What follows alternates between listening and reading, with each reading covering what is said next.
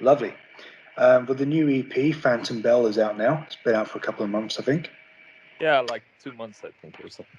Ah, there you go. That's spot on. Yeah. Yeah. It's very interesting EP. Obviously, there's 2 covers on there. Yeah. And there's an amazing title track. It's so good. Obviously, it's been 4 years since the last Bombs of Hades release. Yeah. Why such? It's the first time we waited that long to release it. Yeah. Why the decision to do an EP rather than an album? Well, it was mainly just like time-wise, just to get something out. Because I didn't really have the time to make a full album, like last fall or like early this year, because stuff with At the Gates. So decision was just made that I wrote 2 new songs. We did 2 covers. I mean, the Lungs, the Townsend Sand cover was already, like, the basic track was already recorded. We did that when we did the last album. Okay. So it was pretty easy, and it was quick to get it done, So just to get something out to let people know that we're still here, It's I think that's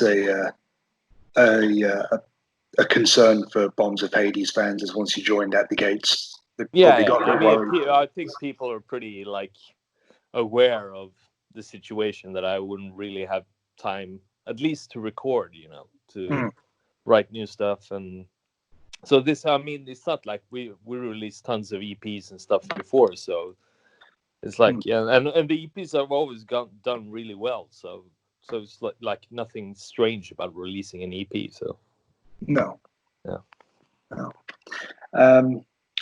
Like you say, it's the last one came out 4 years ago. How do you look back on Death Mask Replica? Do you feel it's still a very strong album? Yeah, I think so. I mean, I still feel it's our strongest album, but also, I mean, I think Atomic Temples, like looking back at Atomic Temples now, which is like 6 years ago. Yeah. I'm actually thinking that album is stronger now than I thought when it actually came out. All right. So it's like, for some weird reason, I don't know why, but maybe it's because it's the concept album thing. And I mean, Death Mask wasn't that, and there's still like 1 or 2 songs that I feel on Death Mask that isn't like 10 out of 10 songs for me as a songwriter, but then again, you're never like fully satisfied with a record. Well, no, I think an artist is their own worst critic. Yeah, it's always you want to top your previous album as a songwriter all the time. So yeah, but obviously we just briefly discussed you being a member of At the Gates. Now, when you joined the band, did you let them know that you were still wanting to do Bombs of Hades material and everything? They were cool with that? Yeah, but I mean, that was not even like brought up, because I mean, everyone plays in different bands in At the Gates. Both Jonas and Adrian is in The Haunted, and Tompa is in Lurking Fear with me and Adrian. Yeah.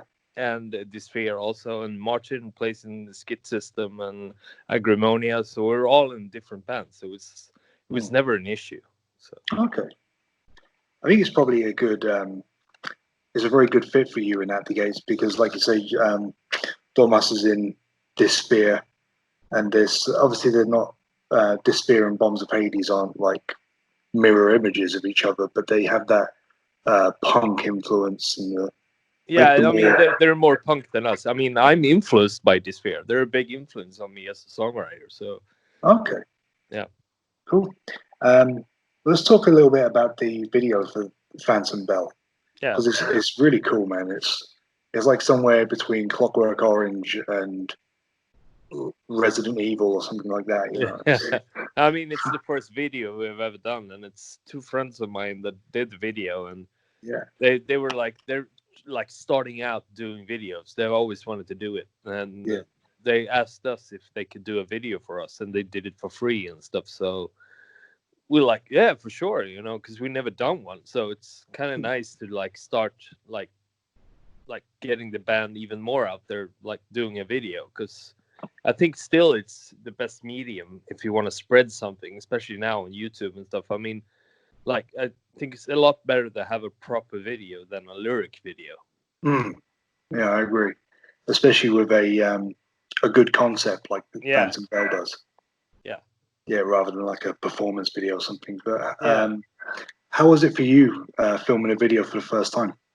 It was the first time I did a video, like personally, but it was, I mean, it's still the first time I did a video where I'm like singing and stuff. Yeah.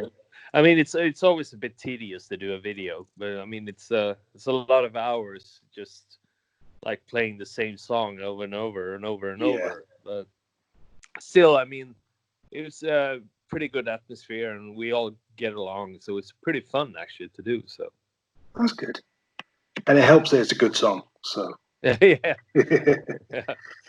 The song, it took me like more or less the amount of time that the song is to write it. So something else I wanted to ask you about was the artwork for the EP. It's quite strange. Yeah. Quite I can't think of the word right now, but it's very. It's a bit surreal. Yeah. Surreal is a good word for it. Yeah. How much input did you have with the artwork? Well, I actually took this. It's an actual picture actually that I took. So, yeah, and it's I like it that there's a lot of people who ask about the cover, which is I think is so cool because there's a story behind it. Yeah. What I mean, it looks like this deformed, weird skull. Yeah. On the like the picture, and it's actually sour milk. Yeah, that was spilled by accident by Thomas from At the Gates on tour. Yeah, he spilled it on the couch in the front lounge and on the tour bus, and I just took a picture of it just because I just make fun of him in our WhatsApp group in the tour group. And when I looked at the picture afterwards, I was like, "Fuck! It looks like a weird skull, like a deformed goat skull or whatever, Well, that's what I mean, you can see a face in there, Yeah.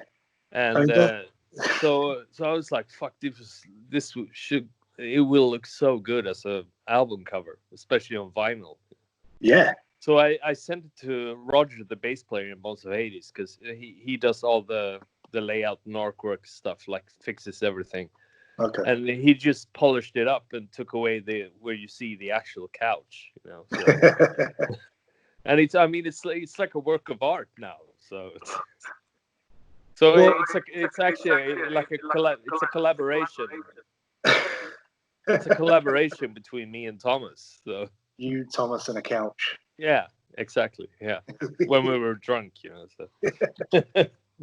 That's so funny, man. I thought it was like like you say, like a deformed skull, but I thought like the paint had been left to run or something like that. Yeah. That really looks like that, So. Yeah. Of all the interviews I've done lately, I think that's the best story behind an artwork I've heard for a long time. Yeah. Obviously, right now, the world is in chaos, more or less. Yeah. I think Sweden seems to be dealing with it a lot better than some other countries. Well, now people are starting to, like other countries are starting to say that Sweden is like a bad example and whatever, But to be honest, I mean, the whole thing, like the first couple of weeks or so, it was like we weren't in quarantine, but it's like you didn't go out much, and when you did, there was not a lot of people out, It's like I mean, I live like an hour from Gothenburg, and like. Yeah. When we went into Gothenburg, and there was like hardly any people on the trams and stuff, which is usually like rammed. Yeah.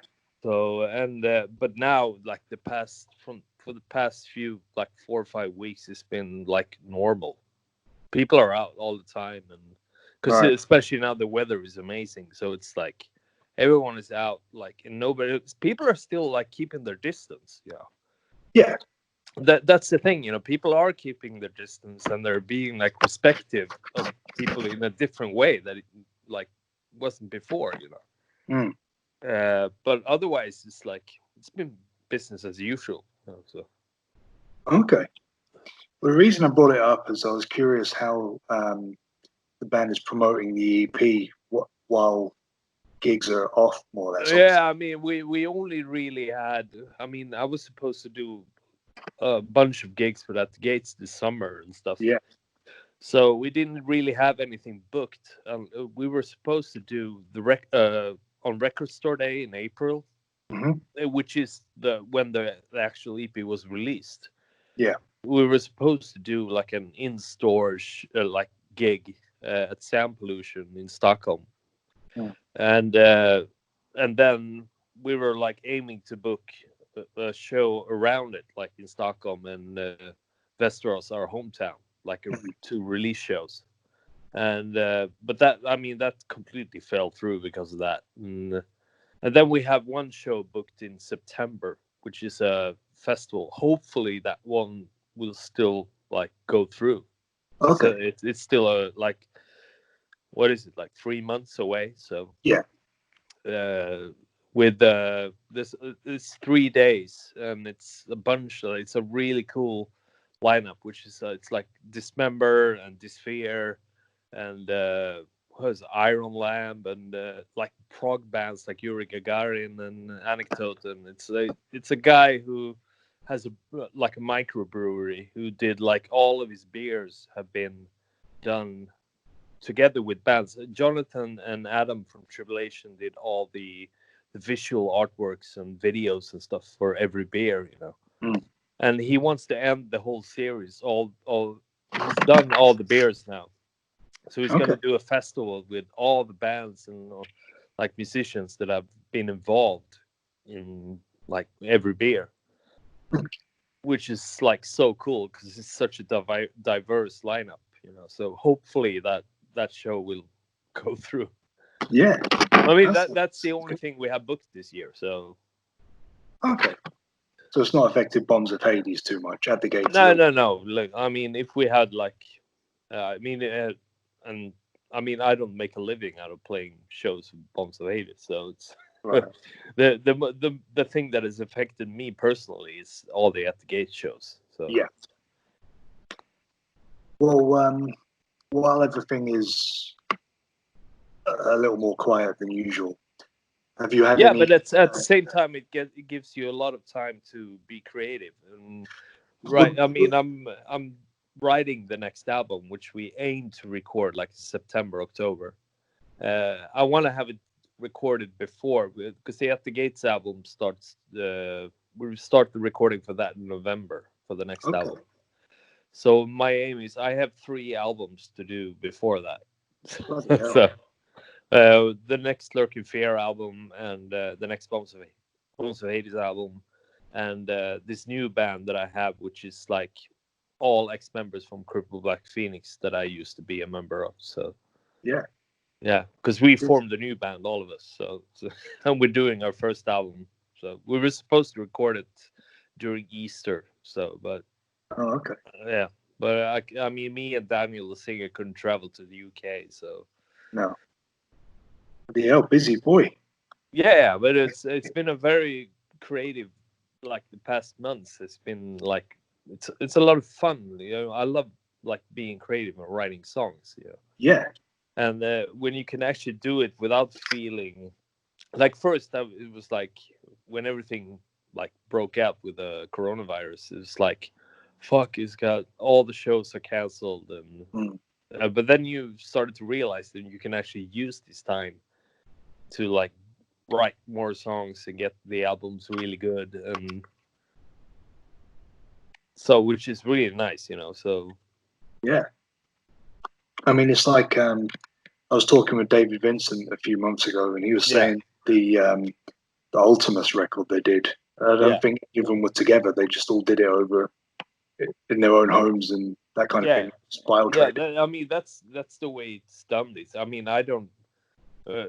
None of the bands, I mean, rehearse for a record. You know, I mean, you do like a weekend or something before you record. But all the songs are written like at home, and for some weird reason, I like that a lot more because you can actually make the songs a lot better when you like you hear the actual song in a studio version right off the bat when you do the demos. Yeah, which is like I actually prefer that now because you can actually work on the songs a lot more. yeah. Plus, you've got all your home comforts and everything like that. So, Yeah. yeah. Well, then, how is the Bombs of Hades album shaping up? Is it more? Is it very much in the same vein as Phantom Bell, or?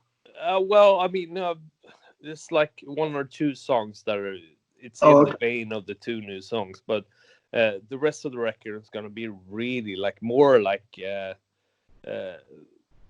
what's the name of the song? Burning Angel from the last album. It's a lot heavier and more progressive and longer songs. I mean, on this album it's gonna be the last, like the title track of the album is gonna be like 18 minutes long or something like that. So, Bloody hell. yeah, it's more. I mean, the new stuff is more influenced by like High and Fire and Job and bands like that. You know, so it's That's really interesting when you consider. I mean, it's. I mean, we all kind of agreed that like, because I'm tired of writing like death metal songs, like old school Swedish death metal songs. It's been done to death now. It's like, and there's other bands that do it. So I mean, I don't feel the need that I need to write those kind of songs. So I wanted to do something different, and the other three guys was like, "Yeah, go for it." I mean, we're tired of it too, you know. But it's still, I mean, I'm not gonna change my vocals. We're kind of like gonna sound like the new songs are kind of like, if you need to compare it to something, it's kind of a punk version of Opeth, but with death metal vocals. Okay. I mean, we're not as good musicians as Opeth is, but it's the same. I mean, me and Michael have the same influences, so yeah. But then on the other hand, Opeth aren't as punk as you, so no, exactly. I mean, they're like proper, really good musicians, you know. So it's, but there's still, I mean, I still really influenced by the same. I'm influenced by exactly the same stuff that Michael is. So it's and I feel that Opeth is at their prime now. So but like I say, it's very interesting when you consider how Bombs of Hades started out with the more kind of crust sound. Yeah. So I would imagine a lot you shared a fan base with the likes of Extreme Noise Terror and bands like that. Yeah, I mean, so for them it's like we kind of have like a weird fan base now because it's like metal people like us and then punk people like us, and then we do actually. I mean, some of our songs are hitty enough to like if you only like heavy metal and stuff, you like it, and some of it is proggy enough. So if you like prog, you like it because like we use mellotrons and Moogs and that kind of stuff. And it's all mixed up, you know, this weird. What's it called? The melting pot. The stew they do in New Orleans. Oh, jambalaya. Yeah, jambalaya. Yeah. Well, that sounds really good. I'm looking forward to that, Jonas. Yeah, thank you very much. No problem. I'm looking forward to have it done too. And so far, how's the new At the Gates material sounding? It's also very proggy and weird. Okay. Yeah, it is. It's gonna mean it's gonna be completely different from the last album too. So. Wow. And so it's got some stuff that's probably gonna raise some eyebrows. I think people are gonna go like, "Oh, I wasn't expecting that."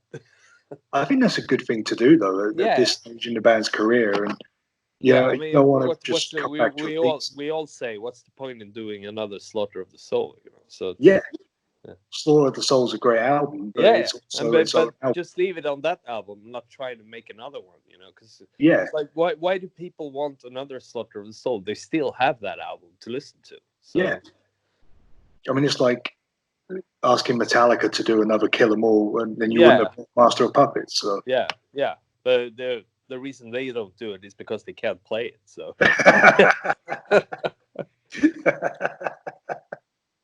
And I don't mean that in a bad way, you know. So it's no. If you make that much money, they don't really need to, you know. So Jonas, thank you very much for taking the time to speak to me today, man. Yeah, thank you. No worries. No problem. Enjoy yourself. Have a good day. Yeah, you too. Bye.